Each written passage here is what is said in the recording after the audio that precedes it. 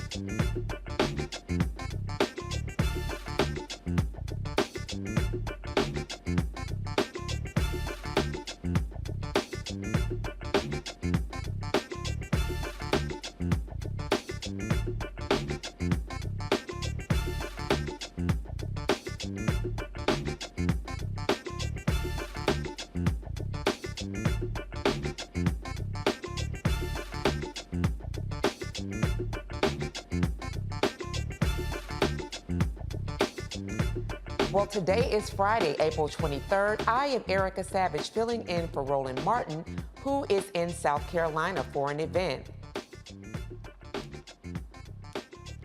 Here's what's coming up on Roland Martin Unfiltered, streaming live on the Black Star Network. San Antonio, Texas is putting police reform with Proposition A on the May 6th ballot, and Texas GOP is pushing back on the changes. We will speak with the founder and director of Act for SA about the group's effort that got Prop A on the ballot. Republicans are trying to cut the Department of Veteran Affairs budget by 22%. And as a veteran, you already know this indeed concerns me. We'll examine how the cuts could have a catastrophic impact on Black veterans and how Democrats are pushing back to keep the fight and help the department stay funded. Earth Day is coming up, but what does this mean for Black people? We will discuss how the climate crisis disproportionately impacts Black people more than any other racial or ethnic group, and how you should enjoy Earth Day to ensure our future. Today in our Education Matters segment, the Knowledge House, a nonprofit organization, aims to close gaps in education to employment pipeline by leading the digital training skills in coding and design for underserved young people in the Bronx. We'll speak with the founder about the organization's impact and how they plan to expand access. And we'll tell you how the state of Minnesota is honoring Prince on the 70th anniversary of his passing. You already know what time it is. It's time to bring the funk on Roland Martin Unfiltered, streaming live on the Black Star Network. Let's go. He's got it. Whatever the miss, he's on it. Whatever it is, he's got the scoop, the fact, the find. And when it breaks, he's right on time and it's rolling. Best believe he's knowing. Putting it down from sports to news to politics. With entertainment just for kicks, he's rolling. It's on go, roll, roll, y'all. It's Roland Martin, yeah. Rolling with Roland now. He's funky, he's fresh, he's real, the best, you know he's Roland Martin now.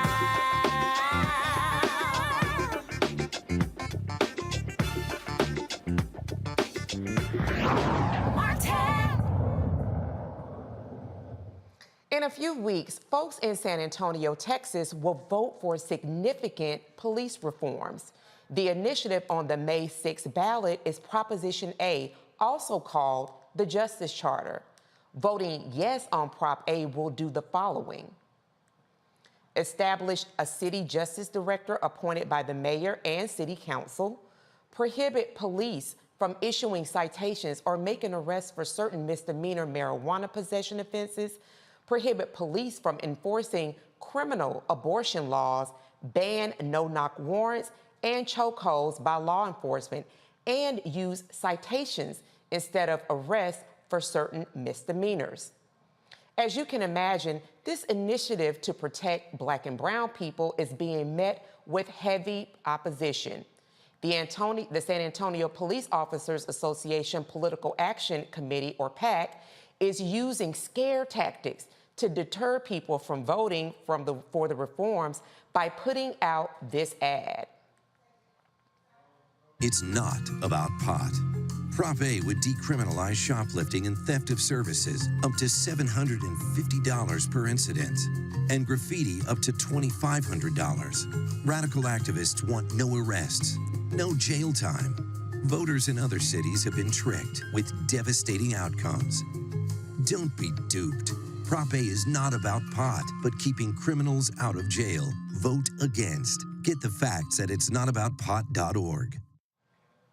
Joining me from San Antonio, Texas, is Ananda Thomas, founder and director of Act for SA, the police reform group that led the effort to get the Justice Charter on the ballot. Ms. Thomas, thank you so much for joining us. So glad to have you on Roland Martin Unfiltered today.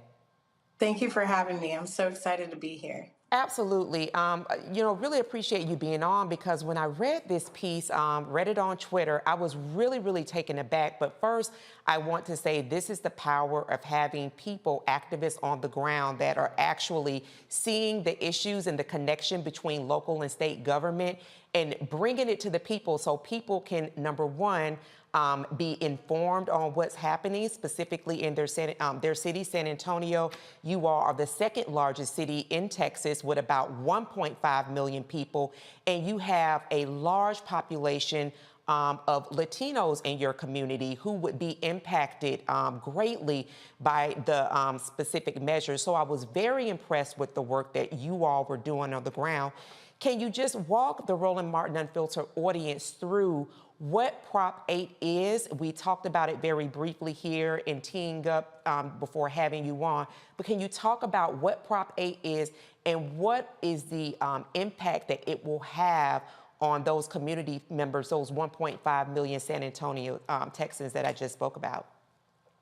Yeah, absolutely. So Proposition A is the first time that abortion has been on the ballot in the entire South since the overturning of Roe v. Wade. It will decriminalize low-level marijuana up to 4 ounces and includes that the smell of marijuana or hemp by itself is not probable cause enough to search somebody. It will also codify the banning of no-knock warrants and chokeholds by SAPD. They're in their policies and procedures manual, but they are not law, so we know with the new police chief that can change. And then it will codify what is known as cite and release. So certain low-level nonviolent misdemeanors already are citation eligible, which is a summons to court. So by doing this, especially for your Class C misdemeanors that are only punishable by fine anyways, you're not incriminating somebody, incarcerating them, where their job, their housing, right, their freedom, their time with their family, their education can be disrupted for something that's only a finable offense anyway. When they get that citation to court, that judge decides, hey, you're getting a fine, or maybe you're going to a diversion program, which is required community service. It is required classes and sometimes restitution back to the business. We have an 8% reoffender rate from diversion programs compared to 30% for somebody who's been incarcerated. So it is restorative justice. Thank you so much for sharing that, Ananda. And, you know, I'm really impressed by, you all gave a very specific number when you talked about for people with the citations instead of arrests for someone who may be found to have stolen something for a business. If that if those items are valued under $750, rather than continuing to clog up the courts, take a person through an arrest, have a bond that they may or may not be able to meet, and actually sit in jail. And we already know how many people are sitting in jail without having received a court date even, that they're issued a citation. And you talked about the diversion programs. Can you also speak to, I mentioned when I looked up the census data that San Antonio, second largest city in Texas, but that you have a demographic of about 65.7% of Latinos. When you are speaking to those specific community members, what are some of the responses that you are getting from them with regard to this measure that's on the ballot, and actually how their engagement is so critical in making sure that on May 6th that this measure does in fact pass? Absolutely. So pretty much everybody here, but especially in your communities of color, your Latino communities, your Black communities, we know somebody who's been affected by mass incarceration and how that can follow them around for the rest of their lives. So this resonates. We all know somebody who has smoked marijuana at some point or does now, or somebody who's needed to get reproductive health services.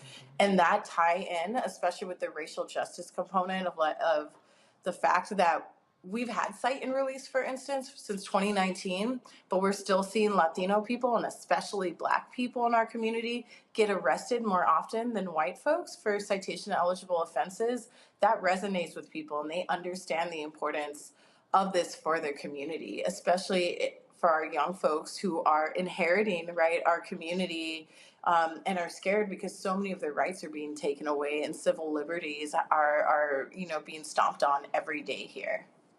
Absolutely. And especially, you know, when you're looking at those specific groups and, you know, just thinking about the usage rate for marijuana across all racial lines is effectively the same. Before we go to a break, and I'd love for you to hang on and to stay with us, I really would love for you to talk a little bit about, because we do have to talk about how Republicans, we did mention how their political action committees, PACs that have spent upwards to $900,000 using scare tactics, talking about urban decay to get people really kind of riled up to ensure that they go out to vote against Proposition 8. But what I want for you to share when we come back from the break, Ananda, is how you all are really, using on-the-ground tactics to really help rally people to vote. And then also what Republicans are doing in partnering with the business community to really kind of wage a fight to make sure that this proposition does not pass. So we're going to have Ananda come back on after the break. We're going to take a quick break, and there's more of what's happening in San Antonio. You do not want to miss this conversation. And then later in the show, we'll tell you about an organization making sure Black and brown people are helping to shape the future of technology with free technology education for our youth. This is Roland Martin Unfiltered, streaming live on the Black Star Network. We'll be right back.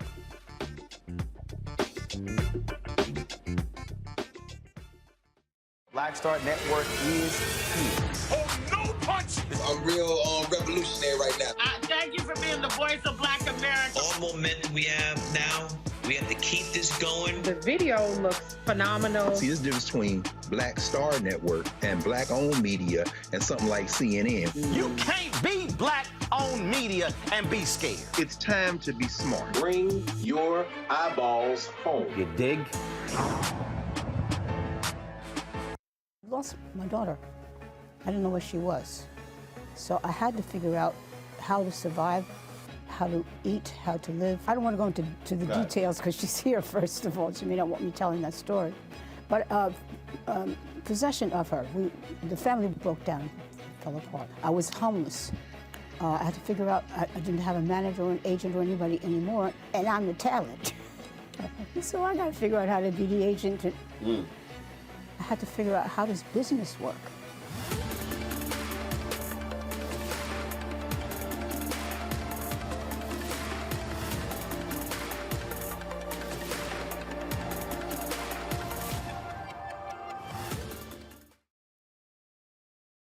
What's up, y'all? I'm Will Packard. Hello, I'm Bishop TDJ. What up, Lana Well, and you are watching Roland Martin Unfiltered.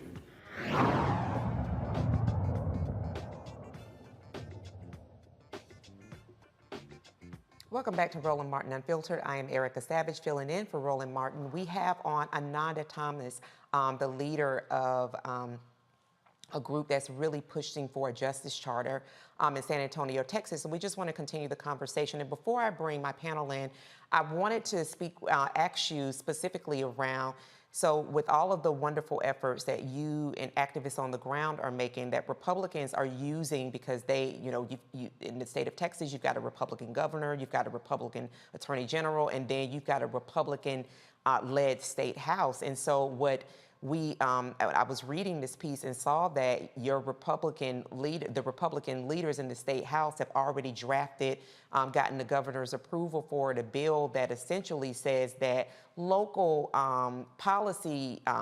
local government would not be able to really bring policy issues to the people.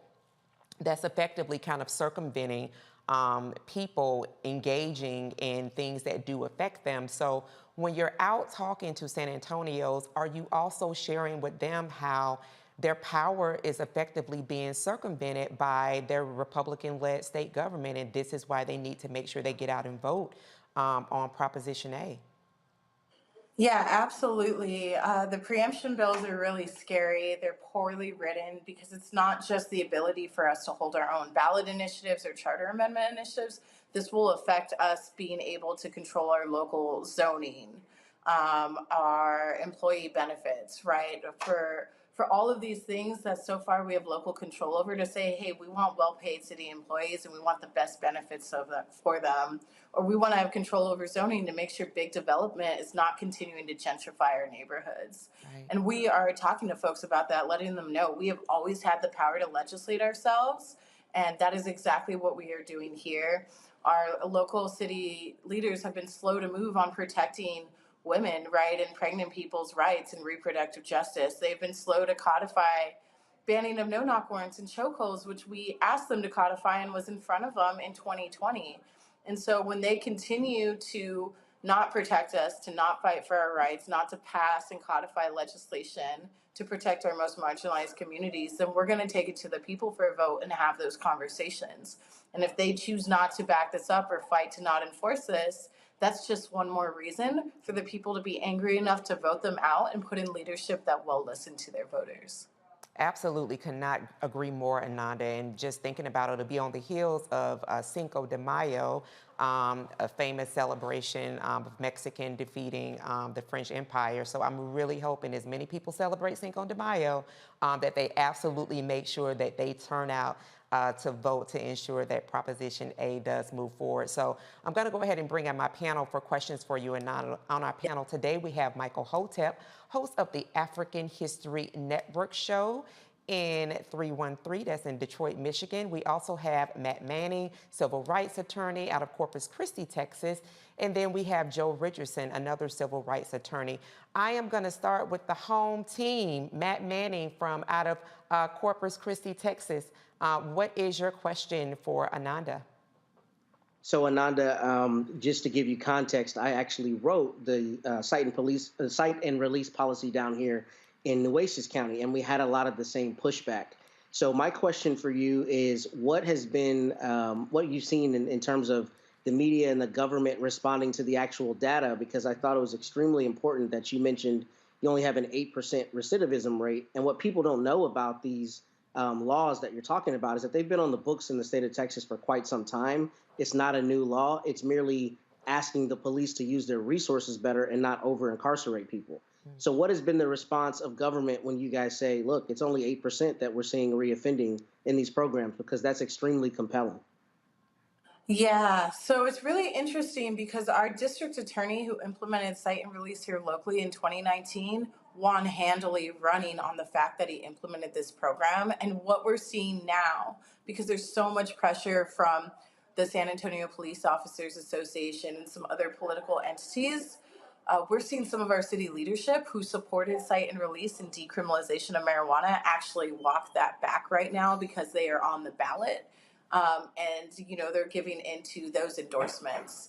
But at the same side, we also have other city council members and city leadership, including one of our congressmen that are standing strong with us. And when we talk to folks on the ground, it is exactly that. This has actually been in place since 2019. This is how many lives, right, we've saved from the carceral system. This is how much money we've saved. We calculated how many officer hours we saved in 2022 alone. It was 4,000 patrol hours because they were not spending 3 hours booking somebody for a joint in their pocket, right? Or a kid that tried to swipe a Monster Energy drink, or mom that was trying to get diapers to be able to, diaper her kids, right? When we're able to talk about the real situations, the money saved, the amount of officer hours that we have saved here, folks, it clicks for them. It makes sense. Thank you so much for asking that really great question. We're going to then take it to Michael. All right, Ananda, this is Michael M. Hotep. Thanks for coming on, sharing this information with us. So just curious, what has been the response from the African-American business community that oftentimes has to pay higher business insurance rates because of shoplifting, because of theft, or also because they oftentimes are in areas serving communities that may be at higher risk for shoplifting? So when we look at if it's a theft of something that is valued at $750 or less, from my understanding, they may not be prosecuted for this. So what is the response from the African-American business community regarding this clause in Proposition A? Yes. So, unfortunately, our police union has really done well to scare our business community. There's a lot of chambers of commerce that are worried that this is going to increase shoplifting. And it's just the conversation that we've had cite and release here for several years, right? This has already been a practice since even before that point, since before 2019, and that we haven't seen a rise in crime because of that, right? Cities that have cite and release and cities that don't rises in crime post 2020 is literally because of the pandemic and because folks are in poverty. And if we are not doing something to invest in our communities to help folks rise out of poverty, then we're not truly finding a solution for the root causes of crime and what causes people to steal. It's out of desperation, right? We need to invest in mental health care. We need to invest in restorative justice. We need to raise our city out of poverty to truly address this.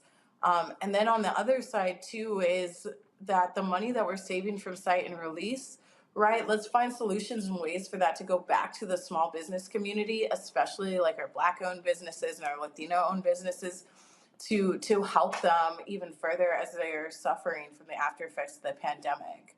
And, you know, assuring folks like we want to make sure that all these funds we're saving are going back to the community, including small business, has actually brought many of them on board. And, you know, we'll be fighting for that together. Appreciate your question, All Michael. right, thanks. And Mr. Richardson, your question for Ananda.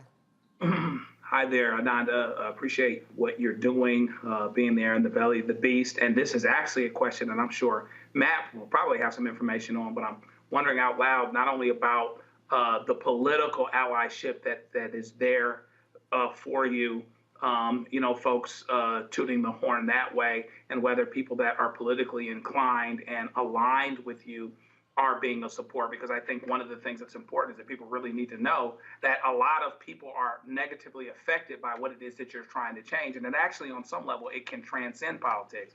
And I think that's one of the reasons that the other side is fighting so hard to take away control when they talk all the time about wanting local control and wanting locals to be able to self-determine. But now it's changing because it's going to change and go in another direction. So I'm wondering about the political allyship that exists, and I'm also wondering about the infrastructure that may be in place as it pertains to legal things, because I think it's only a matter of time before this ends up being in some litigation. Absolutely. So actually, one of the most beautiful things about this is the intersectionality and the coalition that we're building, right? So immigrant rights and immigrant justice groups have joined on this because we know that ICE here in San Antonio and across Texas is one of the first interactions that somebody has in jail. We've been endorsed by the Bexar County Green Party, the Bexar County Democratic Party, the AFL-CIO, Labor's with us, Planned Parenthood Texas Votes, a bunch of reproductive justice groups, criminal justice groups, groups that support and advocate for folks that have been formerly incarcerated and their families, racial justice groups. We have a broad coalition because these are all issues that we've been working on and been trying to speak to our city legislators about that we just haven't got movement on. And we're having conversations at the doors about how you can't talk about reproductive justice if you don't talk about racial justice. And now, because we are threatening doctors and patients with life in jail for reproductive health decisions, that we've turned it into a policing issue, into a public safety issue. And we have to look at the whole picture of how we build a safer community with all of these things and these different groups and people in mind that have been marginalized by these policies and by the carceral system since its inception. So that's definitely a big piece and a big, beautiful piece about this that's helping us get these words out, but also helping us take down this disinformation and these fear tactics that folks are being hit with. On the other side, we have had 6 cities decriminalize marijuana with the same language in Texas. We've had 2 cities ban no-knock warrants already.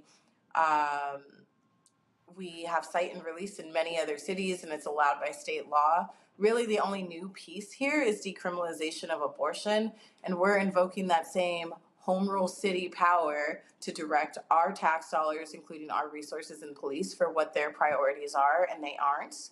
We expect that will be challenged, but that doesn't mean, 1, that we can't win on this, and 2, we, at least at the back end, don't win that narrative. And really the policy direction of, you can't say that San Antonio doesn't care about reproductive justice, or we don't want solutions for police reform, or we don't want to shrink mass incarceration and end it, because we've given a clear message to that, and every policy related to public safety moving forward has to follow that.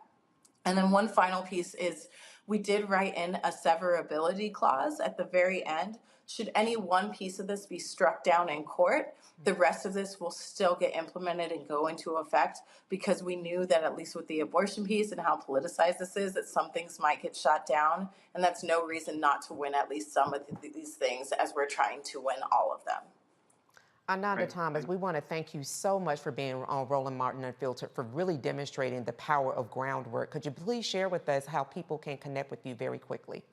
Absolutely. So our website is act4sa.org.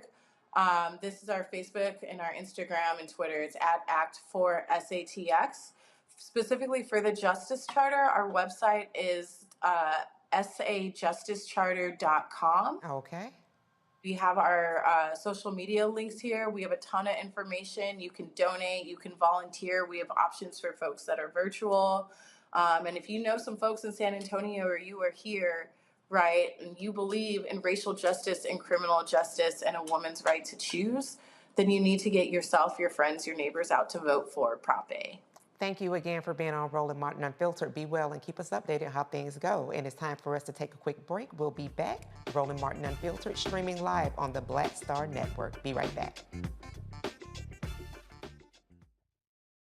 Hatred on the streets, a horrific scene, a white nationalist rally that descended into deadly violence. White people are losing their damn minds.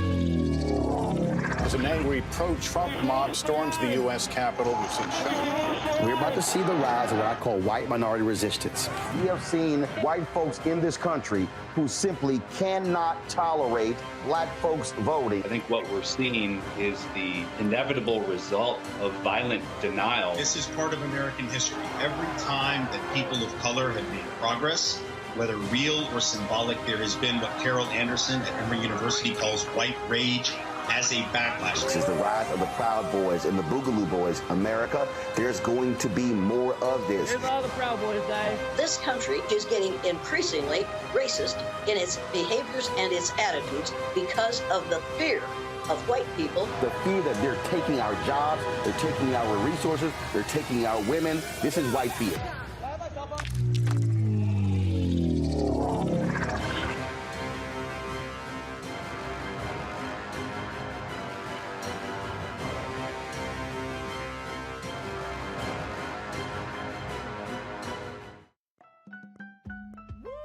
We're all impacted by the culture, whether we know it or not. From politics to music and entertainment, it's a huge part of our lives, and we're going to talk about it every day right here on The Culture with me, Faraji Muhammad, only on the Black Star Network.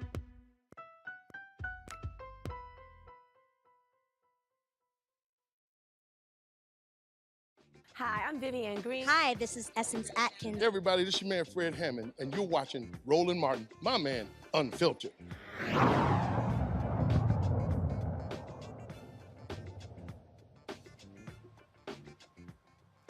The Grand Old Party, also known as the GOP, and House Speaker Kevin McCarthy have unveiled a plan to raise the debt ceiling that will cut federal funding to several programs, including the Department of Veteran Affairs.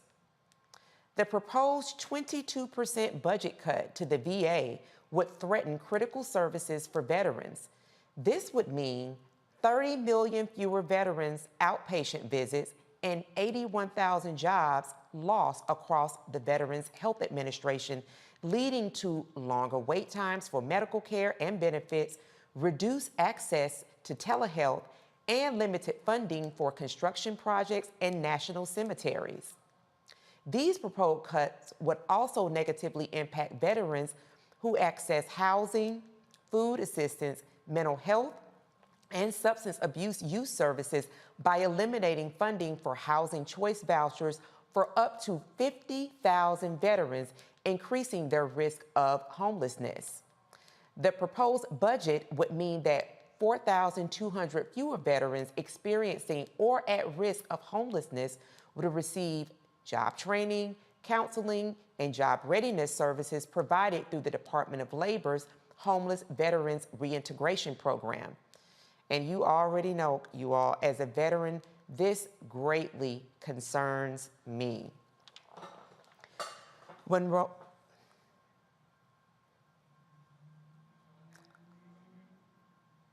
All right, so we're going to bring in the panel so we can talk about this really quickly. One of the things that really did intrigue me, and so I myself am a veteran, but I know that we all have proximity to veterans within our families or within friends. These cuts don't affect the defense funding budget, so that budget stays intact. But let's also talk about some of the other cuts that will be impacted as well. We're talking about not only to veterans, but we're talking about 25 million children that are in already low-performing, underserved schools will be impacted, and 7.5 million children with disabilities would be impacted by these 22% cuts that Republicans are proposing, and up to 108,000 educational professionals also could suffer job losses. When we're thinking about Head Start, which we know greatly improves how kids who usually are Black or brown kids do perform when they get K through 12. You're talking about 200,000 of those children could lose access to Head Start, and up to 108,000 children would lose child care benefits, which means that countless parents would not be able to participate in the workforce. And then thinking about our seniors, Meals on Wheels program. This is a program that is a nutritional program for our seniors, for people who are not able-bodied to go and get their meals. Some of them, this is the only hot meal or only meal that they receive. We're talking about up to 1 million people that are impacted. So I'm going to start with Joe, since you were one of the last persons on the panel to speak with our last person that we had on. Talk to me a little bit about what does this say about the grand old party as they look to increase the debt ceiling and to keep FY24 budget pretty much at the same space as it was for FY22? Well, they didn't have any trouble passing a clean debt ceiling bill 3 times during the Trump administration and weren't putting a gun to the head, as it were. Now that's happening. Oh, we'll raise the debt limit just a little bit, but we'll cut all of these things. It's a similar formula. Keep tax cuts, et cetera, in place and be okay with charging the credit card, but not paying it off. Again, this is about paying things that we've already committed to pay, and it threatens the full faith and credit of the United States as it pertains to our credit. In terms of connections with VA, my dad was 100% service-connected disabled vet. My mom worked for the Veterans Administration for 40 years. And so, I saw up close through them the differences when services are what it is that they need to do, and my mom, what it is they need to be, and my mom worked toward them every day. And so this threatens VA jobs. This threatens VA access. It's already difficult enough sometimes. There's been a lot of controversy about the VA, et cetera. But the remedy is not to cut it by 22%, to make it so much harder for people, including people of color, because a lot of us are connected to the military or working for the government, right. Making it harder, once again, for people of color while you allow tax cuts and allow all of these other things that make it easier for those at the top, but much more difficult for those that are the least of us. Absolutely, Joe, and I definitely want to say thank you to your father and your mother for their service, having that close and up-close impact. I myself in the military, Brad, my father was in the Marine Corps for over 20 years, so definitely understand that with regard to having military parents. And so, Michael, as I bring it over to you, again, we're talking about how Republicans do not want to, in fact, cut defense funding, but they do want these other programs to suffer. Women, Infants, and Children WIC program, a way that we keep children fed at very, very critical times in their life, that program will be faced with cuts as well. And so when we look at how they don't want to touch the defense funding, ensuring that the war toys go forward, those people that actually engage in theater, those people that actually do engage battle combat, when they come back home and maybe aren't able to continue their career in the military, well, what they're going to find, in fact, is that their service that they should be able to get virtually free has been cut. So talk to me about the economics of what Republicans are looking to do, what their priorities are with their proposed with their proposed funding for FY24? What their priority is attacking policies from President Joe Biden. One of the things that they want to do is they want to roll back his executive action on student loan, basically when it comes to student loan forgiveness. And they want to rescind some of Biden's top policy achievements. We know that the student loan forgiveness, if the 6-3 conservative Supreme Court rules positively on it, we know it would disproportionately positively help African Americans. And it will discharge, you're going to have about 500,000 African American families who will move from a negative net worth to a positive net worth, and about 25% of student loan debt that African Americans have are going to be discharged. Also, they want to roll back elements of President Biden's Inflation Reduction Act that no Republicans in the House or the Senate voted for as well, even though they ran on fighting against inflation and reducing inflation. Somehow they have amnesia on that, and they want to focus on banning transgender athletes and focus on the subcommittee on the weaponization of the government and Department of Justice, things of this nature. So this is, they also want to attack the climate change initiatives that are in the Inflation Reduction Act as well. And they want to roll back the additional funding to the Internal Revenue Service that was partly designed to go after potential tax cheats, maybe like Donald Trump.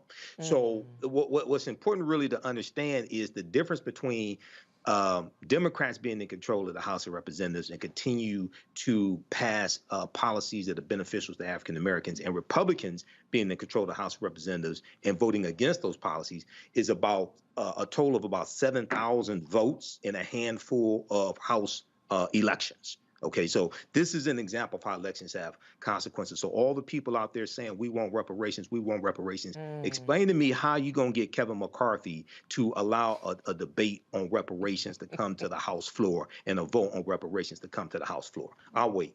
There you go. Yeah, we'll stay waiting, Michael, because we know how it's going to happen. It's not going to happen. It's not going to happen. Exactly. No Republicans support reparations, even the black ones. Absolutely. None of them support reparations.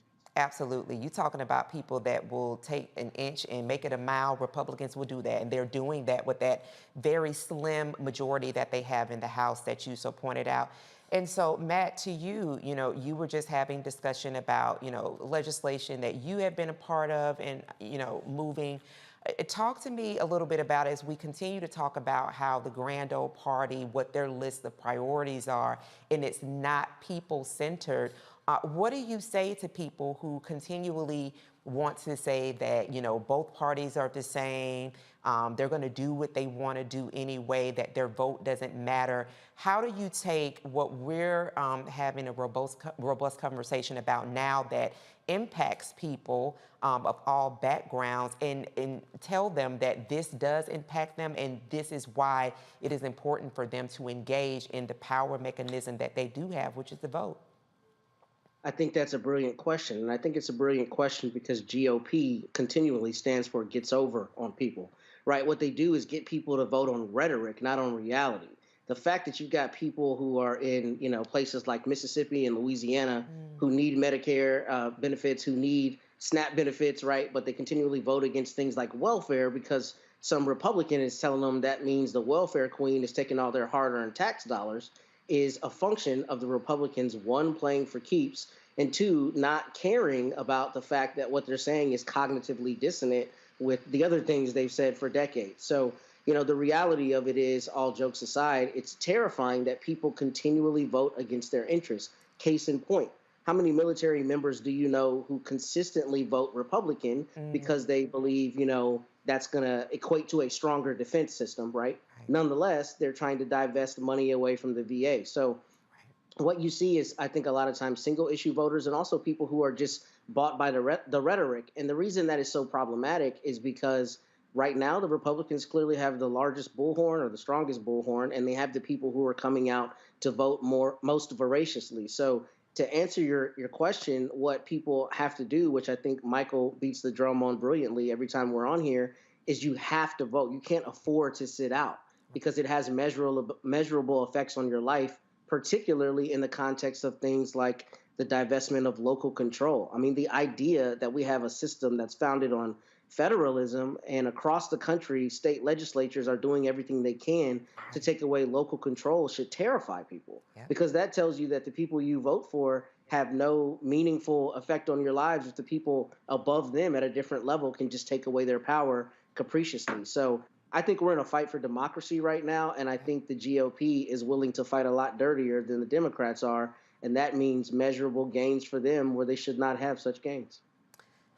I could not say it any better, Michael, and I just want to, reiterate for the audience in what Matt, what Joe, and Michael have said. You all know I've talked about I'm a veteran, but I am a polytrauma patient from having sustained a moderate brain injury. And so the services that I receive are very select services that are across very select VAs.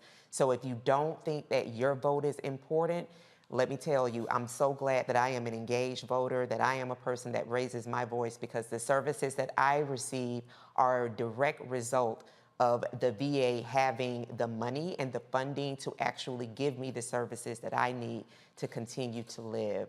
And so we definitely hope that you will take opportunity to check your voter registration and make sure that the next vote, not just the one that happens in the presidential race and midterms, but your local votes that you engage in. When Roland Martin Unfiltered returns, we'll tell you about news making headlines across the country, the new arrest connected to that mass shooting at the Sweet 16 birthday party in Alabama.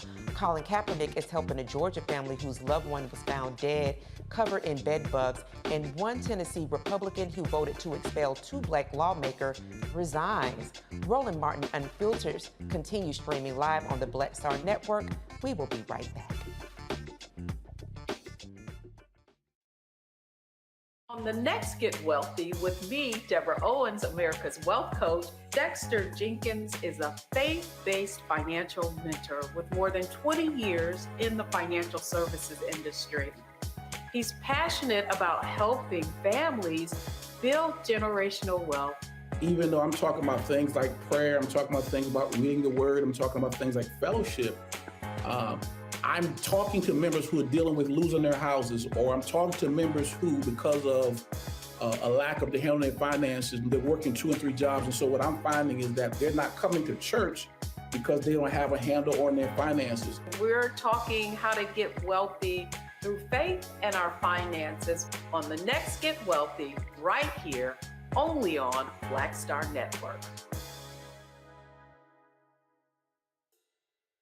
Hi, I'm Dr. Jackie Hood Martin, and I have a question for you. Ever feel as if your life is teetering and the weight and pressure of the world is consistently on your shoulders? Well, let me tell you, living a balanced life isn't easy. Join me each Tuesday on Black Star Network for A Balanced Life with Dr. Jackie.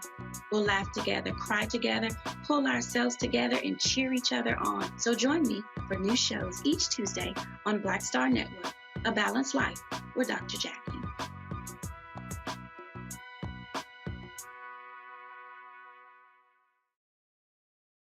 Black TV does matter, dang it. Hey, what's up, y'all? It's your boy Jacob Lattimore, and you're now watching Roland Martin right now. Yee.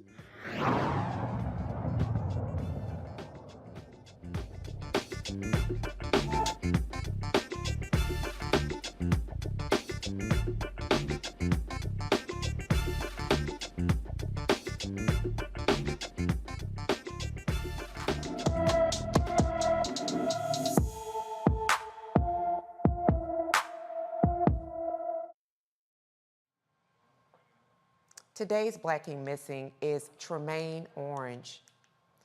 Tremaine Orange has been missing from Casa Grande, Arizona since March 12, 2023. The 16-year-old is 5 feet 8 inches tall, weighs 130 pounds, with brown hair and brown eyes. Please, if anyone with information about Tremaine Orange, you would please call the Casa Grande, Arizona Police Department at 520-421-8700.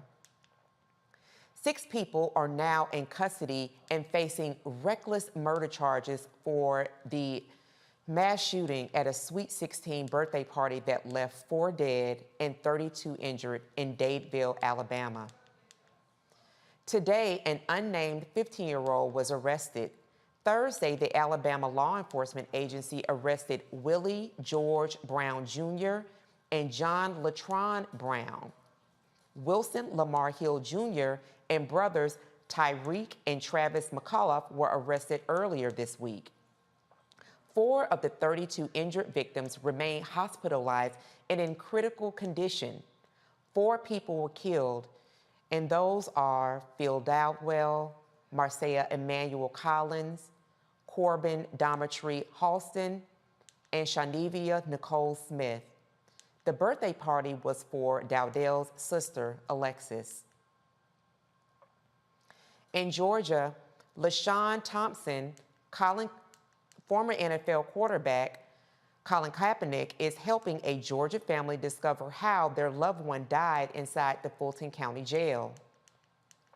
LaShawn Thompson was arrested on a misdemeanor charge and was found dead inside of his cell in September 2020, covered in bed bugs.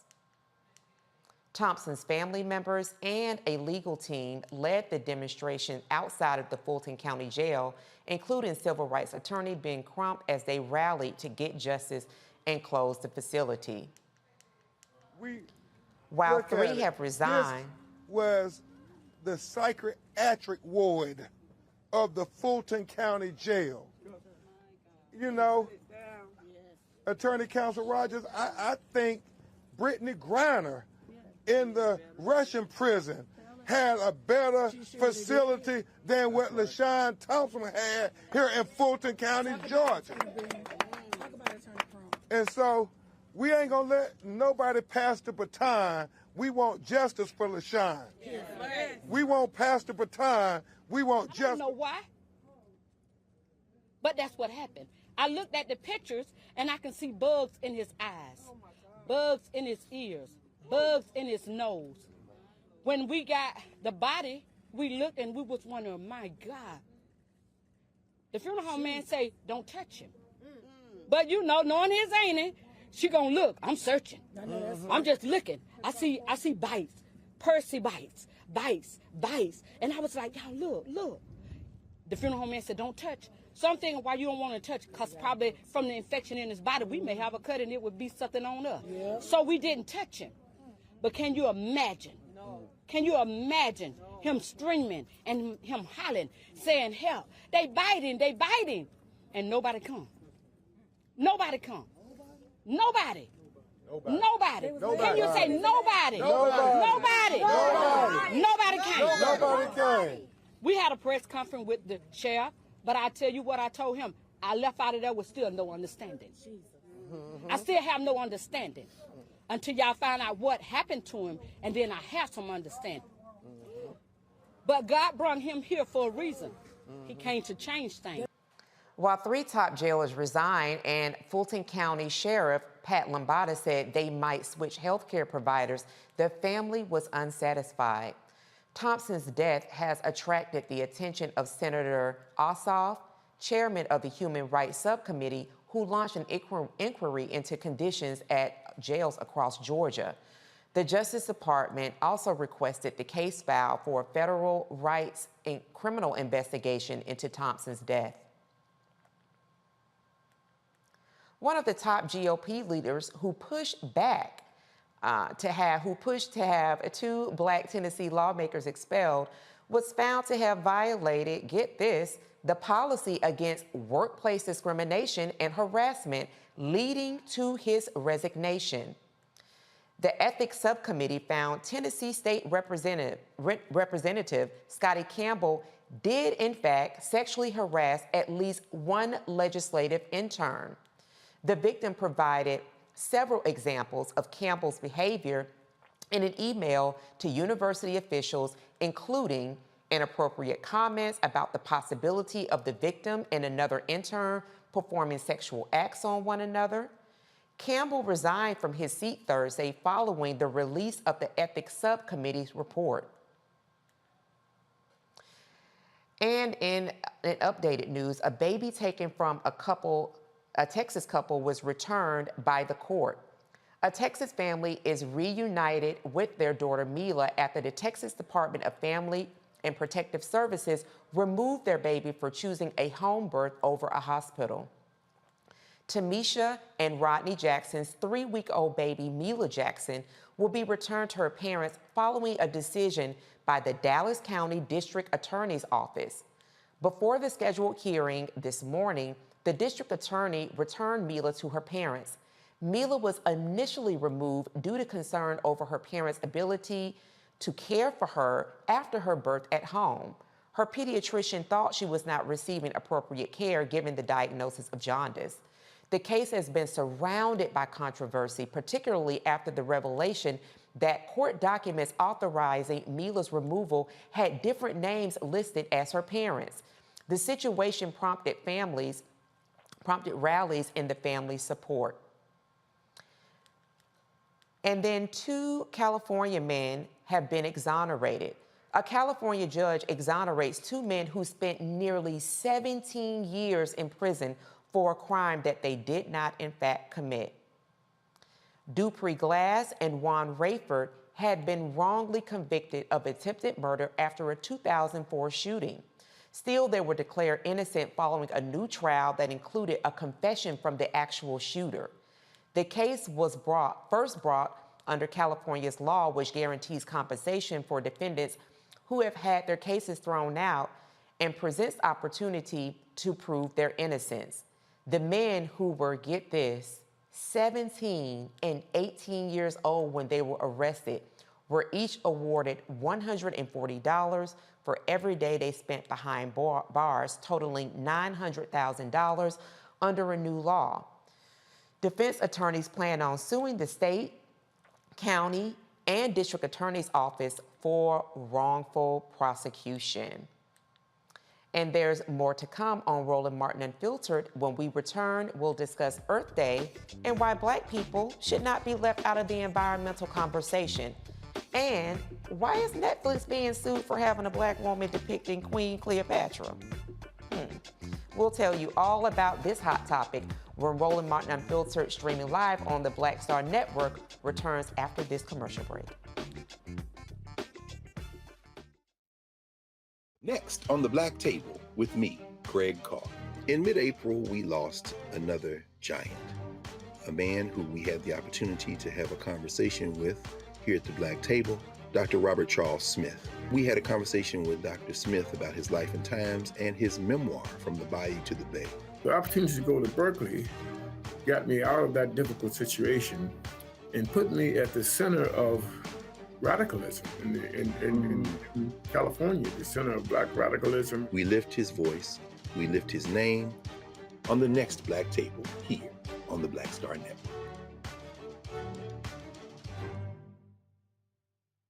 On the next, A Balanced Life with me, Dr. Jackie, we talk about a hard, cold fact. Not all healthcare is created equal in this country, especially if you're a person of color. So many of us, Black families, we rely upon each other heavily. A lot of us aren't necessarily sure how to best communicate with our healthcare providers. How to take charge and balance the scales. Your life may depend on it. That's next on A Balanced Life on Black Star Network. When you talk about Blackness and what happens in Black culture, we're about covering these things that matter to us, speaking to our issues and concerns. This is a genuine people-powered movement. There's a lot of stuff that we're not getting. You get it, and you spread the word. We wish to plead our own cause. Too long have others spoken for us. We cannot tell our own story if we can't pay for it. This is about covering us. Invest in Black-owned media. Your dollars matter. We don't have to keep asking them to cover our stuff. So please support us in what we do, folks. We want to hit 2,000 people, $50 this month, raise $100,000. We're behind 100,000, so we want to hit that. Y'all money makes this possible. Checks and money orders go to P.O. Box 57196, Washington, D.C. 20037-0196. The Cash App is $RM Unfiltered. PayPal is R Martin Unfiltered. Venmo is RM Unfiltered. Zelle is Roland at RolandSMartin.com. The next Get Wealthy with me, Deborah Owens, America's Wealth Coach. Dexter Jenkins is a faith-based financial mentor with more than 20 years in the financial services industry. He's passionate about helping families build generational wealth.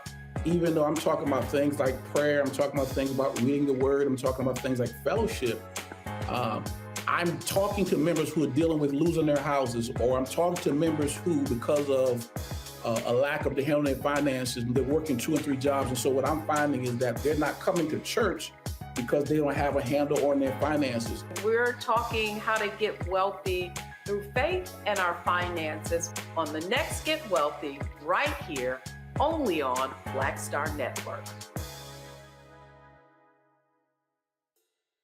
Hi, I'm Anthony Brown from Anthony Brown and Group Therapy. Hi, I'm BB Winans. Hey, I'm Donnie Simpson. What's up? I'm Lance Gross, and you're watching Roland Martin Unfiltered.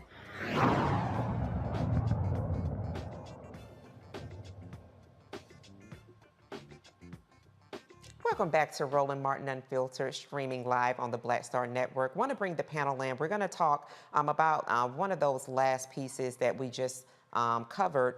Dupree Glass and Juan Rayford, 2 young men who were arrested at 17 and 18 years old, children, kids, teenagers, and spent 17 years incarcerated in the state of California for attempted murder, of which they have been found innocent of. And now that they have been released, that they will be paid $140,000 for each day that they spent behind bars, which totals up to about $900,000. So we have 2 civil rights attorneys on our panel. I think it's really just that we do discuss this. Matt, I'm going to start with you. In thinking in terms of, California has passed the laws for people who've been wrongfully convicted and incarcerated to receive some type of remedy. But talk to me a little bit about, the outcomes, the emotional, the opportunities that they miss as 17 and 18-year-old kids, teenagers essentially, now men having to reacclimate to a society that has changed significantly, and what the impact has been, is on their life now that they are free, but they are free after having served time for a crime in which they did not commit. These cases are so difficult to me because they're like taking a shot of cyanide and following it up with a shot of sugar water, right? Like you want to be happy about it, but you can't because there's absolutely no time that you can put, or value rather, on the time lost in someone's life. And Joe can attest to this, but we do this in the legal field a lot. We try to, as much as possible, quantify the, quote, value of a life. But the reality is the value of a life is invaluable. So 17, 18, 20 years of somebody's life, not only spent behind bars, but spent with their entire reputation impugned, right? The inability to get jobs, the inability to acclimate. A lot of times, strictures on where you can live makes $900,000 really a slap in the face. I mean, $140 a day is not remotely close to what would even get close to being remotely just in this circumstance. And while I'm happy for these brothers, this is a terrifying thing. This is what happens to people, particularly before DNA and other more kind of cutting edge means of proving things. But my understanding is when they went through this appellate process, they found witnesses who said, yeah, those guys didn't even have a gun. They weren't involved in the shooting. So there goes 18 years of their life taken away when they could have done a better investigation. And ultimately, to get at it, I don't think that there's anything that can ever truly be restorative. I mean, I like the idea of that, but $900,000 is a paltry sum for someone taking 2 decades of your life. And on top of that, in California, I guess this new law allows them to be repaid and restored as much as possible. But by contrast, here in Texas, if you look at someone like Richard Miles, who had a similar situation, it's my understanding that the state of Texas then taxes that money. So to add insult to injury and injustice, you get a big, quote, award for the wrongful conviction. But then the state says, you know what? It cost us this much to incarcerate you, so we're going to deduct your award by whatever amount it cost us to incarcerate you. So I'm happy for them, but I'm sad for them and their families because they can never get that time back. And $900,000 in the context of that, to me, is considerably too little. Yeah, I absolutely agree with you, and that's why I thought it was super important to ensure that we do have, in fact, a civil rights attorney that would speak to what that $900,000 mean. And you talk about taxes; they have paid a personal tax, a human tax already. It's interesting to know that a state would apply additional taxes to that as well. So. Definitely want to keep the panel on ready. We actually are going to pivot a little bit and talk about something that does impact Black communities as well, and that's Earth Day. April 27th is Earth Day, and it's a celebration of advocacy for a green planet. However, some don't think Earth Day is for Black people, even though Black communities are most impacted by pollution. The climate crisis is disproportionately impacting Black people, with 57% of Black people saying environmental issues are a big problem in their local area, and this is according to Pew Research study. Despite this, there is a misguided stereotype that Black people don't care about the environment. As Black people lose their home, businesses, and families due to climate-related disasters, the future of Black folks depends on how we use Earth Day to continue pushing for climate justice. Dr. Olga Bolden-Tiller, Dean and Research Director of the College of Agriculture, Environment, and Nutrition Sciences, is joining me from the historic Tuskegee University to discuss why Black people should not be left out of the environment conversation. Thank you so much for joining us. So glad to have you on Roland Martin Unfiltered today. Oh, thank you so much for having me. Absolutely, especially from the historic Tuskegee University. Could not think of a better person to have this conversation with. So if you could, just before we get into our conversation, talk a little bit about the history of Earth Day, when it came about, and then what is essentially the focus of Earth Day? So as you mentioned, Earth Day is really all about making certain that we have natural resources sustained for decades and decades to come. And so it is the bane of what we will need to have for where we get our water, how we produce food, et cetera. So our natural resources are essential. We take them for granted for sure. But in 1970, Earth Day was really revolutionized and established so that we would give it some thought and really kind of focus on it. And the first official Earth Day, of course, was held in 1990. And even though it became an official day around that time, individuals have been very much tied to the earth and how important it is.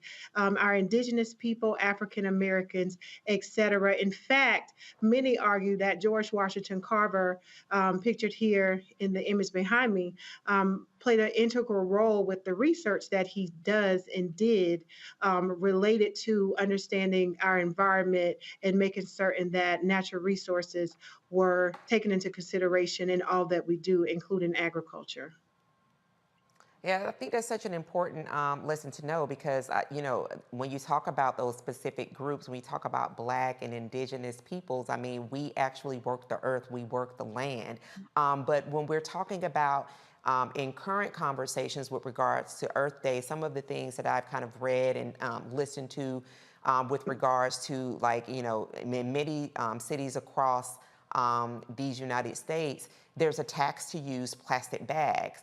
And you can probably go into any Black and brown homes and see plastic bags are stored and used for a variety of things. I myself, one of the things that I do is I keep the canvas, the cotton bags in my car so that I can use a cotton bag. But just talking about that juxtaposition between plastic or using a cloth bag, when we're thinking about Black and indigenous people who have worked the land and been one with land, but also been moved away from the land, and typically, unfortunately, just depending on socioeconomic status, live in communities where there's high air pollution, children's rates of asthma are really dismal, 3 to 1 of white counterparts. There's Cancer Alley in Louisiana. We're going to be talking later with environmentalists around water crisis issues that definitely are problematic in Jackson, Mississippi, and really kind of leap, unfortunately, over that of the Flint water crisis.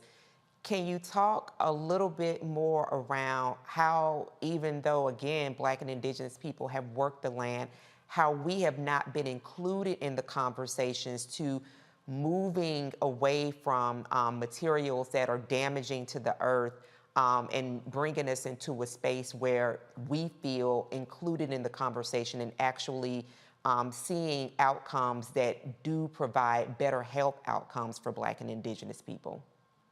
I think one of the things when we think about marginalization of communities, which we know has been a thing for a lot of Black, brown, and colored communities, is this marginalization. So it's not that we don't even understand some of the ramifications of things that happen in the environment. The reality is in some instances, we were not able to be a part of the conversation. In other instances, we had damage done to our communities when we think about Cancer Alley, dumping from different companies, from pollution and things of that nature. And so that gets around environmental justice as well. And so a lot of those things were not by choice.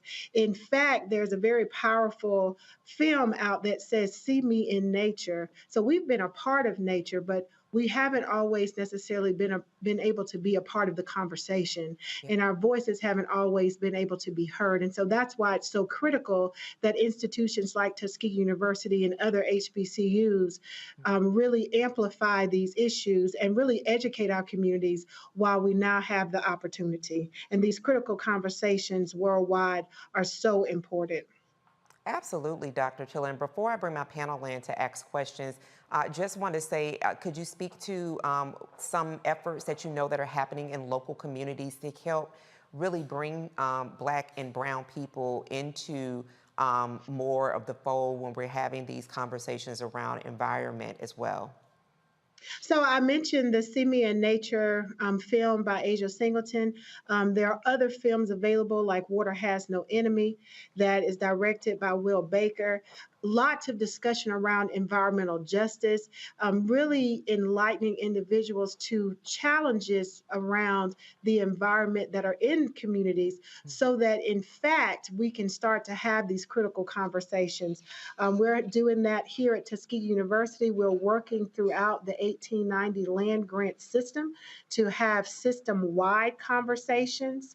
And so these are very important, that we're making sure that we're having these dialogues. And then thinking about crops and how the utilization and selection of certain crops actually impact climate change and, more importantly, climate resilience. And so a lot of the work, again, as far back as George Washington Carver, Booker T. Whatley, who was another environmentalist that worked here at Tuskegee, who built on the work of Carver, those conversations certainly need to be had.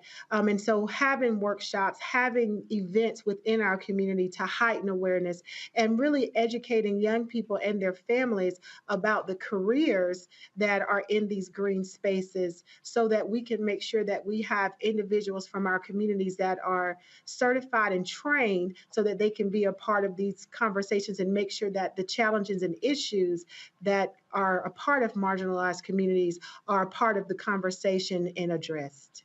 Absolutely. I'm going to bring in Joe. Joe, your question for Dr. Tiller.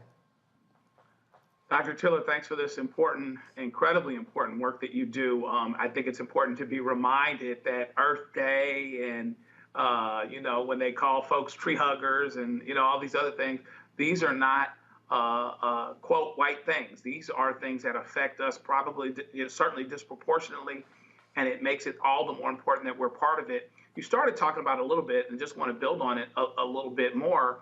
What are the things that you're doing in your position and that Tuskegee may be doing to really bring this home for young people early on? Because one of the things that happens, Earth Day started with me when I was in college. One of the things that happened is if we create an expectation with children and we make something part of their DNA and part of their experience, then it doesn't get whited out literally or figuratively. It doesn't become this thing that belongs to other people but not to them. And it's not only can it be something that can build careers and be fun, but it's absolutely necessary and vital for our communities to fundamentally survive. So what are the things that are being done to really connect young people in their formative years to the idea of Earth Day and the underlying principles of being environmentally sound, connection to the land, and all of these other things that hopefully can spark interest and passion and help lead to a better future?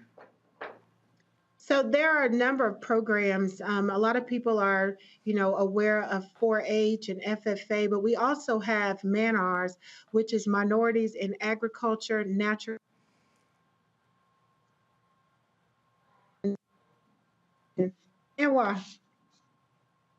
which is a national organization that really focuses on the development of minority students in K through 12. And so they get a chance to not only learn about these different careers, more importantly, they have the opportunity to see role models who are currently a part of these different careers and understand not only the value, but the opportunity in having jobs in these spaces.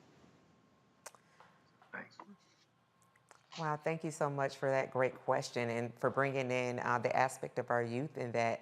Dr. Olga Bolden Tiller, it has been quite the pleasure having you on Roland Martin Unfiltered here from the historic Tuskegee University. How can people connect with what you all have happening there? So we have a plethora of activities throughout this entire month, in fact. And so you can log on to tuskegee.edu and learn about our Earth Week celebrations. We have activities from natural resources, looking at forestry, looking at water, have exciting dialogues happening with individuals about some of the films that I mentioned, looking at how this impacts our food as well. And so anyone across the entire world can connect to Tuskegee and our Earth Day celebrations that are actually happening throughout this week and the month of April. Tuskegee.edu.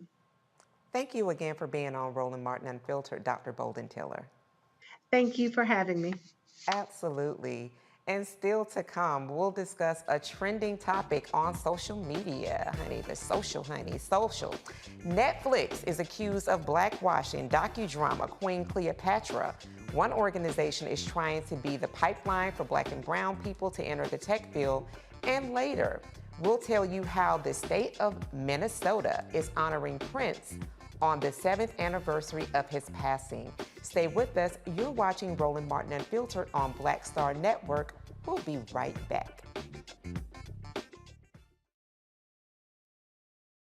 lost my daughter. I didn't know where she was. So I had to figure out how to survive, how to eat, how to live. I don't want to go into the details because she's here, first of all. She may not want me telling that story. But possession of her, the family broke down, fell apart. I was homeless. I had to figure out, I didn't have a manager or an agent or anybody anymore, and I'm the talent. So I got to figure out how to be the agent. I had to figure out, how does business work?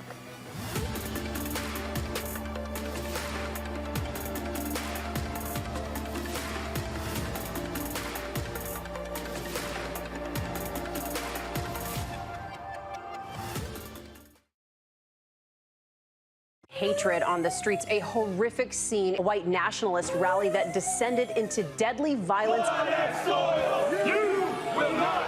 White people are losing their damn minds. As an angry pro-Trump mob storms the U.S. Capitol, we've seen shooting. We're about to see the rise of what I call white minority resistance. We have seen white folks in this country who simply cannot tolerate Black folks voting. I think what we're seeing is the inevitable result of violent denial. This is part of American history. Every time that people of color have made progress, whether real or symbolic, there has been what Carol Anderson at Emory University calls white rage as a backlash. This is the rise of the Proud Boys and the Boogaloo Boys. America, there's going to be more of this. Here's all the Proud Boys, guys. This country is getting increasingly racist in its behaviors and its attitudes because of the fear of white people. The fear that they're taking our jobs, they're taking our resources, they're taking our women. This is white fear.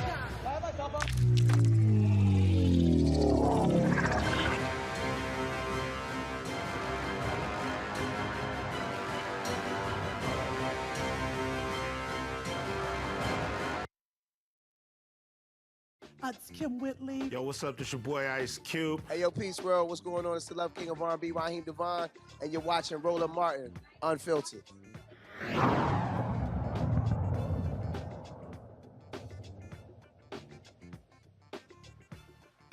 A backlash is brewing over a new Netflix film by Egyptian-British filmmaker Tina Gavari.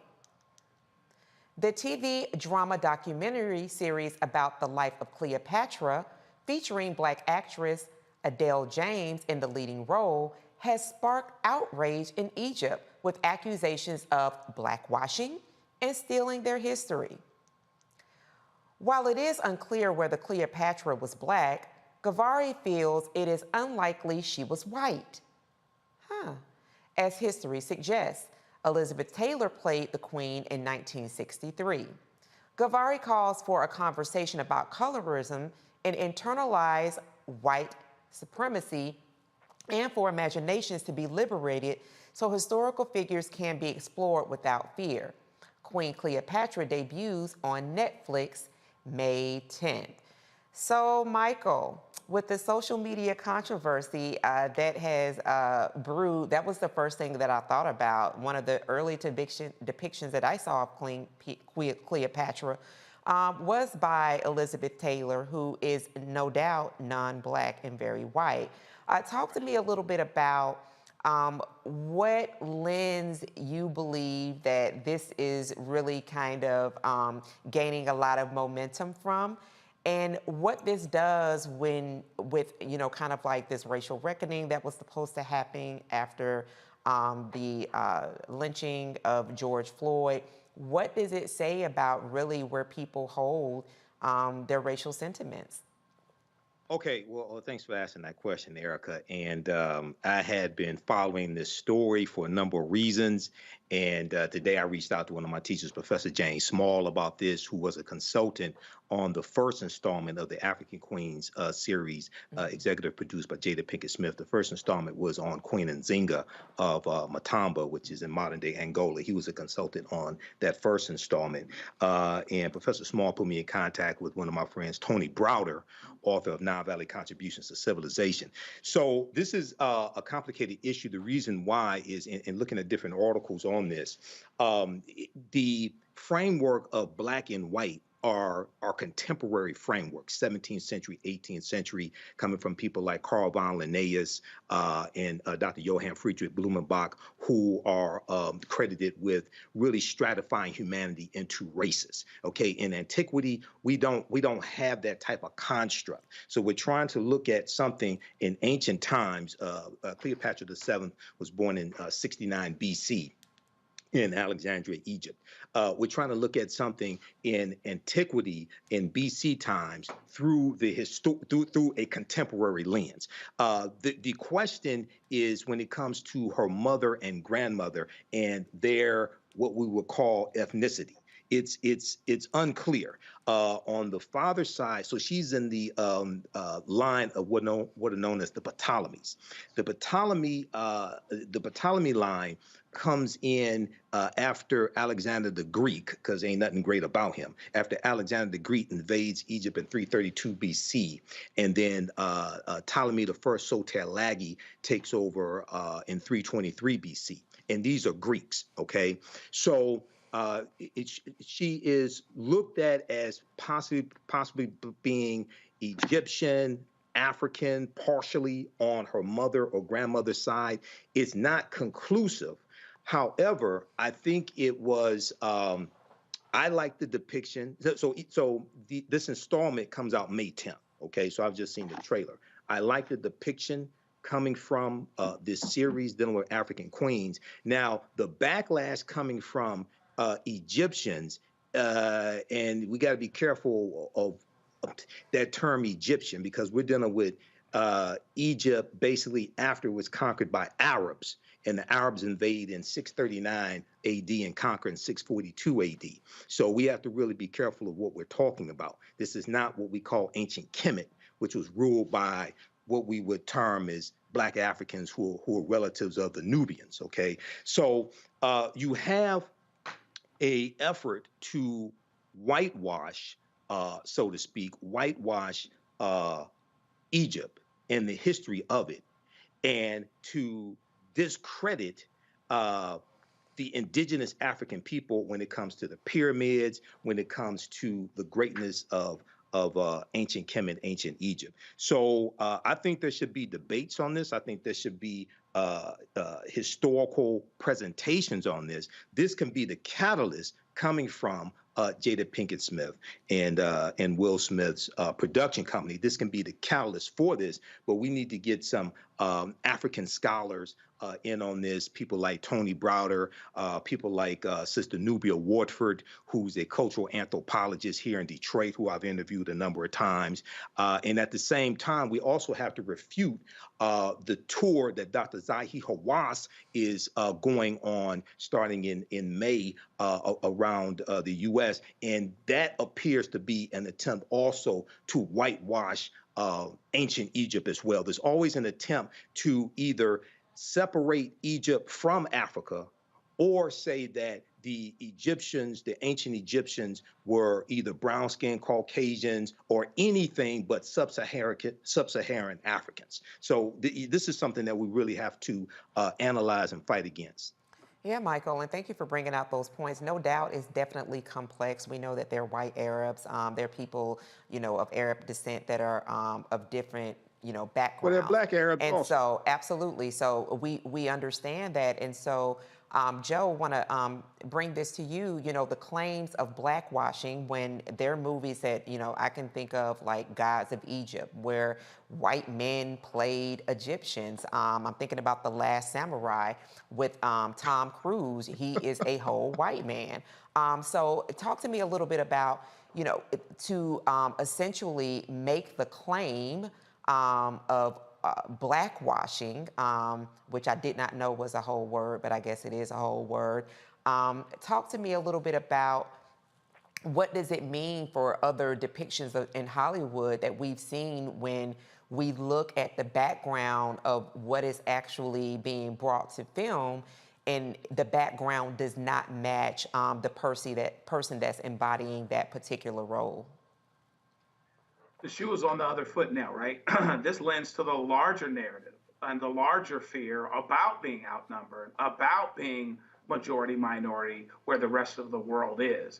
I mean, if they're concerned about blackwashing right now, well, listen, they should be much more understanding about what we've been dealing with for a long, long time, whether it's inventions, whether it's historical context for things that happened in Africa, creating the pyramids. We can go a long way and have a long conversation about things that had been misconstrued and directly actually lied about, because one of the things that happens, frankly, is that when you're in charge, you decide. I mean, I was getting ready to say H-E-L-L, the word, but I was getting ready to say Jesus after the word. I'm getting ready to say, heck, Jesus is historically inaccurate on the board. They even took the Son of God. Come on. And flipped that. Come on. And so at the end of the day, what happens is when you want something, you want it to be yours, you change it to look like you, et cetera, et cetera, et cetera. But if we want to be truthful, then let's do,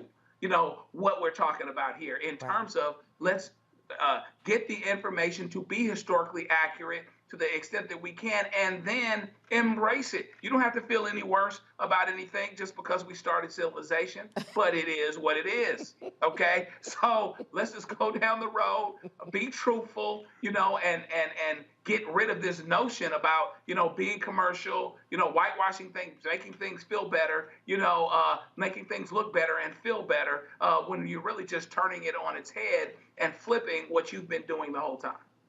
Absolutely, could not agree more. And Matt, to bring in the last point that Joe just made in terms of the truthfulness piece, when you think about the depictions of Jesus, he pretty much has a perm and is, white, essentially, when, it's described as something very, very different in the Holy Script.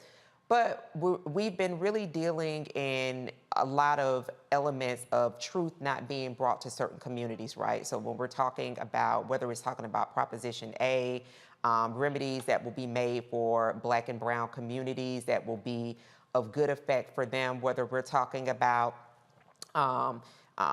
environmental impact for Black and Brown communities, truths that really do matter in terms of ensuring that Black, Brown, and Indigenous communities are protected. Very quickly before we go to break, can you just share a little bit about what it would mean if this film is essentially not allowed to move forward on May 10th with the depiction of Queen Cleopatra as a Black, as a brown woman? I think that's another brilliant, insightful question. And to answer it very succinctly, I think it's just kind of part and parcel with the reality that we're seeing, that the truth does not matter. It's the feelings that matter. So people are taking umbrage to the idea that the depiction that they have been, sold for all these years about Cleopatra is being attacked, not the actual, reality of who she may have been, to Michael's point about not knowing the heritage of her mother. And what we're seeing particularly as it relates to the fights in the state houses and as it relates to education and all of the things in the national zeitgeist right now is that the truth doesn't matter. What matters is how you feel about what's being discussed. Case in point, critical race theory. 1% of people have any idea what that actually means. What they hear is race, so the truth of what's being taught or not being taught is immaterial. It's how people feel about that buzzword race, right? So that's what we're dealing with. And if you extrapolate from that, I think if this doesn't go forward, then it shows that, people who are don't care about the truth, but who care more about how they feel about a potential truth, have a louder bullhorn. And that becomes a problem, because if we do not have a consistency and a demand for the truth at all time, then we have no idea what is true and what is false. And when you wade into those waters, it's easy to control the people, which is what we're seeing happening in our country. My, a word was preached by Michael, Matt, and Joe. We're going to head to break. Our Education Matters segment is coming up after the break. On this other side of it, the Knowledge House wants to make sure Black and Brown faces are helping shape the future of technology. The Associate Director of Development and External Affairs will be here to tell us about their free 99 technology education programs for our youth. And we'll tell you how Minnesota lawmakers are honoring the late, great Prince. Stay with us. Roland Unfiltered will be back right here, streaming live on the Black Star Network. Stay connected. Next on the Black Table with me, Craig Carr. In mid-April, we lost another giant, a man who we had the opportunity to have a conversation with here at the Black Table, Dr. Robert Charles Smith. We had a conversation with Dr. Smith about his life and times and his memoir, From the Bayou to the Bay. The opportunity to go to Berkeley got me out of that difficult situation and put me at the center of radicalism in California, the center of Black radicalism. We lift his voice, we lift his name on the next Black Table here on the Black Star Network. On a next, A Balanced Life with me, Dr. Jackie, we talk about a hard, cold fact. Not all healthcare is created equal in this country, especially if you're a person of color. So many of us Black families, we rely upon each other heavily. A lot of us aren't necessarily sure how to best communicate with our healthcare providers. How to take charge and balance the scales. Your life may depend on it. That's next on A Balanced Life on Black Star Network. My name is Charlie Wilson. Hi, I'm Sally Richardson-Whitfield. And I'm Dodger Whitfield. Hey, everybody, this is your man, Fred Hammond, and you're watching Roland Martin, my man, Unfiltered.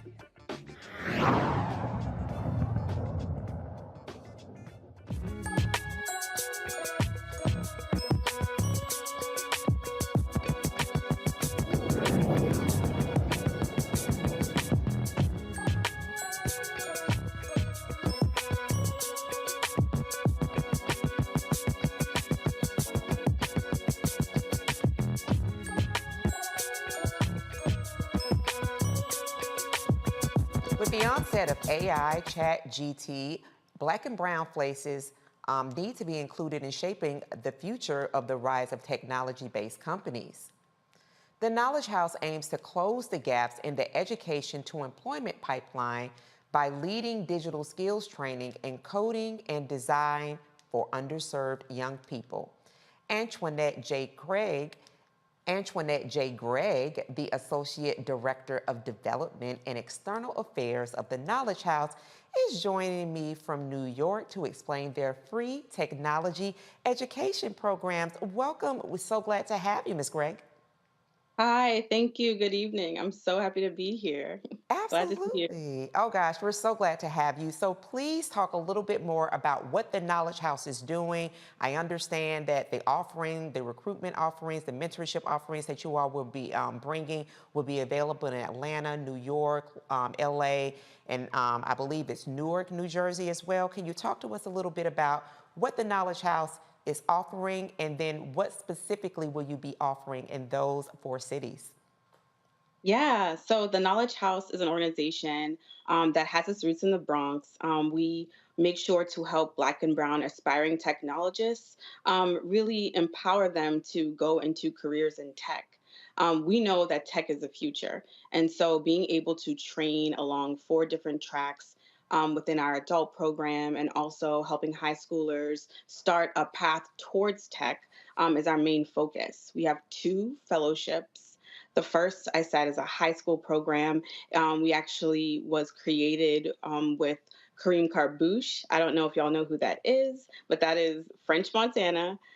He saw the need of it in the Bronx, and he, really wanted to help out high school low income students. And so our high schoolers go through coursework in the summer, and they have monthly times that they go in and they think about what careers they want, what does it really look like to be in tech, and we help them make decisions on whether they want to go to college or whether they want to do a career path in tech. A lot of people don't know this, but 40% of entry level tech jobs do not need college. And we make sure that the target population that we serve, they're underemployed, unemployed, they may have stopped out of college, may not be able to afford college. So we really want to make sure that we empower them with the skills to go straight into a job. A lot of our students come to us making 15,000 a year. But they leave us and they make upwards of 80 to 90K. So that is what we are bringing to our 4 cities. We expanded to, as you said, Newark, Los Angeles, and Atlanta last year. And so we're coming into our 2nd year in our expansion sites, and we are having a recruitment tour. What that means is we're coming to where everyone is at, and we are talking about the programs. We are bringing computers and laptops with us so that our folks can sign up right away. And we're really excited. Our next one is this Saturday. It's in Atlanta at the Atlanta Tech Village. Mayor Dickens, he is a champion of tech. He has a tech background. He was an engineer. And so he wants to, he's sending out a message to say, come out and be in attendance because it's so important. We are approaching over 500 applicants across our programs, but we only have 250 spots. So we see the demand, and we are out here trying to meet that demand. And people are coming out. They really, really want to be involved. And out after Atlanta, we'll be over in Los Angeles, April 29th, and then we'll be in Newark. And to round it all out, we did New York last week. And so we're ready to just have people come out, learn more about the programs, get into our fellowships. We also do a lot of digital literacy work, and we want to be able to meet our community where they're at and get them ready to go into tech careers. Because, 10 years ago, there were so many more factory workers, but now all of that is going to automation. And so now we want to go into the future, and we want Black and Brown folks to lead that future. Wow. It sounds like, when you talked about that income, those it would definitely be helpful as we continue to see rising housing costs. So that's definitely a bonus. Before I bring my panel in with their specific questions, just want to make sure this is for those aged 16 to 36. Yes. Yeah. We help, our core age is 16 to 36. Okay. We call them opportunity youth. But we also, we help out seniors, anyone who actually career changers are really big right now, especially after the pandemic and, you know, people trying to understand how to really get involved and get into a career that's going to last. Yeah. So, but our core programming, yes, is 16 to 36. Okay, excellent. And so before I bring in Matt, who's a civil rights attorney, just want to ask specifically why those specific 4 cities were chosen. Yeah, those 4 cities were chosen because we did a lot of research on what cities sort of mirror the Bronx.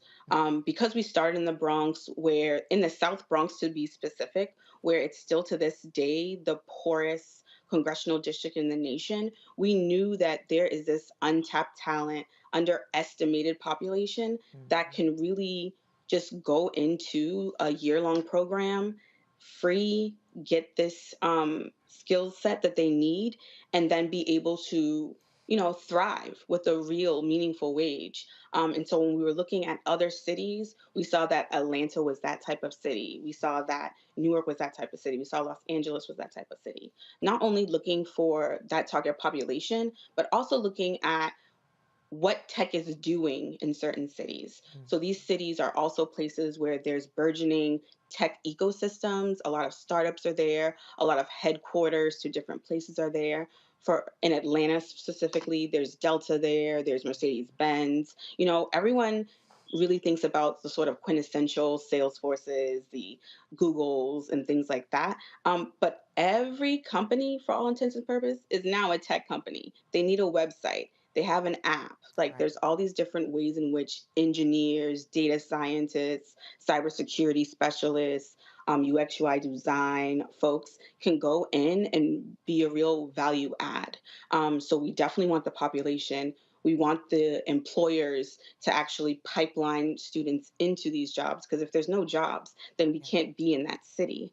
And then the last thing is just making sure that we have, you know, just this sort of cyclical need and the community really, really wants it.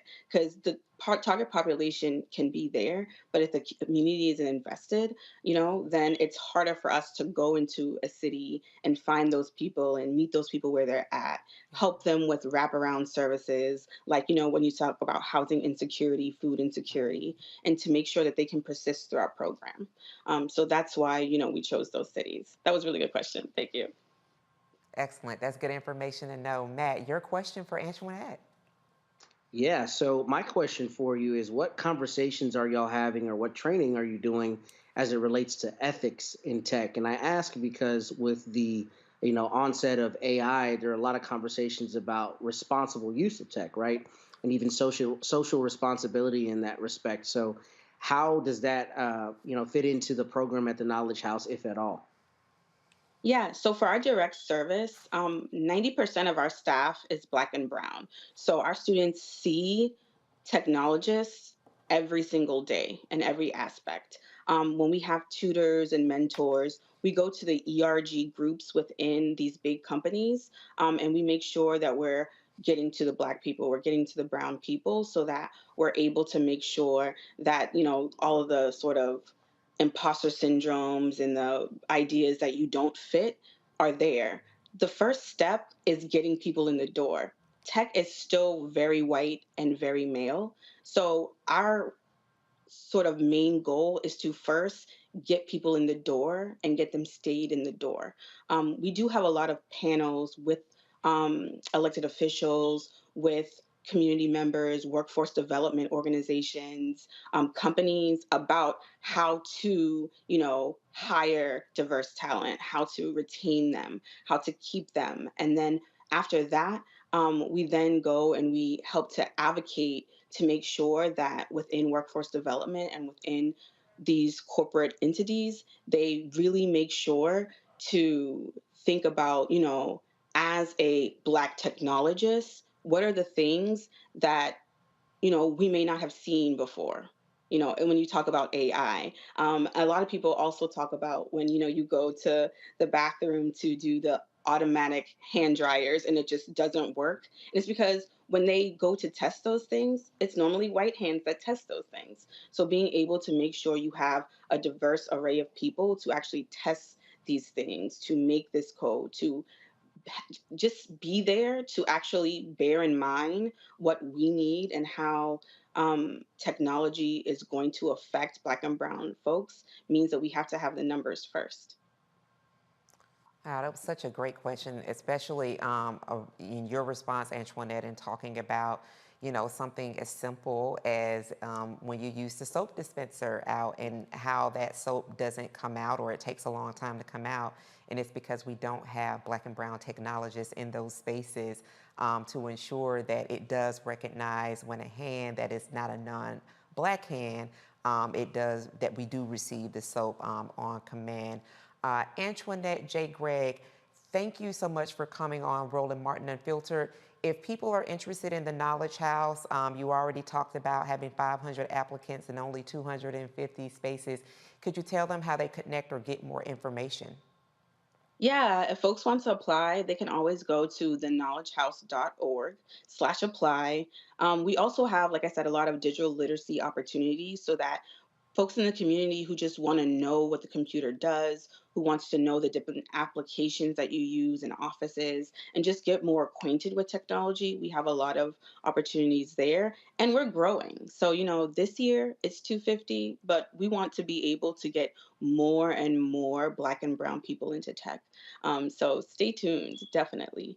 And like I said, this Saturday we'll be in Atlanta at the Atlanta Tech Village. And, come out. If anyone who's in Atlanta, please come out. It's from 1 to 4 p.m. We'll have some refreshments, there'll be some music, and, we'll be able to tell folks why it's important for us to have a diverse tech ecosystem. Thank you for having me. Oh, gosh, it was such a pleasure having you on. Antoinette J. Gregg of the Knowledge House, we certainly appreciate you being on Roland Martin Unfiltered today. Good night. Absolutely. And for those of you in the Atlanta area, the call has been made 1 to 4 p.m. tomorrow. Make sure you turn out. And when we come back, we'll tell you how the state of Minnesota will honor one of the greatest artists to ever create music. Y'all already know we're talking about Prince. You're watching Roland Martin Unfiltered on the Black Star Network, streaming live. We'll be right back. When you talk about blackness and what happens in Black culture, we're about covering these things that matter to us, speaking to our issues and concerns. This is a genuine people-powered movement. There's a lot of stuff that we're not getting. You get it, and you spread the word. We wish to plead our own cause. Too long have others spoken for us. We cannot tell our own story if we can't pay for it. This is about covering us. Invest in Black-owned media. Your dollars matter. We don't have to keep asking them to cover our stuff. So please support us in what we do, folks. We want to hit 2,000 people, $50 this month, raise $100,000. We're behind 100,000, so we want to hit that. Y'all money makes this possible. Checks and money orders go to P.O. Box 57196, Washington, D.C. 20037-0196. The Cash App is $RM Unfiltered. PayPal is R Martin Unfiltered. Venmo is RM Unfiltered. Zelle is Roland at RolandSMartin.com.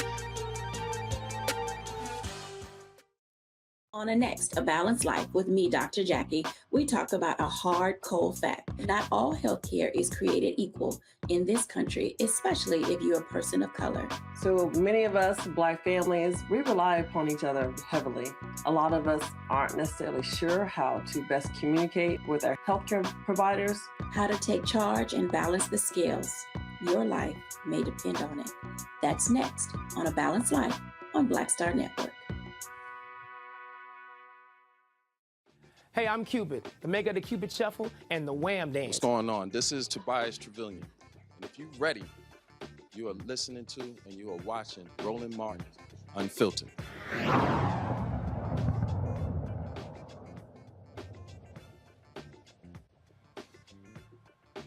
Minnesota lawmakers approved a bill renaming a roadway in honor of Prince on the 7th anniversary of his passing.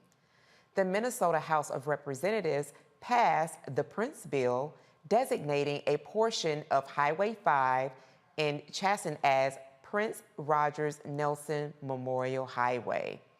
The bill still needs to be approved by the Senate before it can be signed into law by the governor.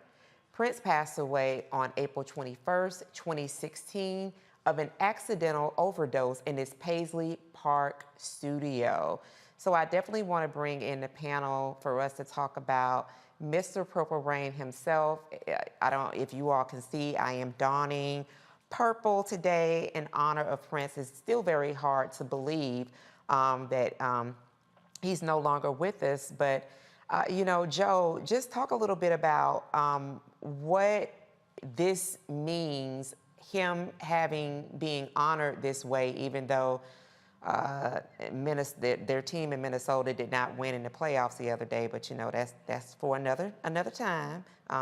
Get it together. The Nuggets did beat them. But what does this mean, Prince having this part of this roadway hopefully be approved in the Senate in the Minnesota State House? And what is your fondest memory of the artist that we formerly knew as Prince?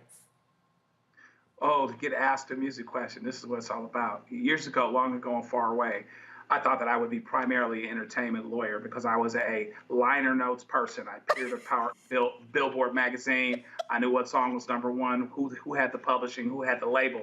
So Prince, 5 number one pop hits, 19 top 10 hits, 47 on the chart. On the black chart, R&B, 8 number ones, 23 top 10s, and 60 songs. He's probably the most prolific artist that I ever saw in terms of how often he kept coming out.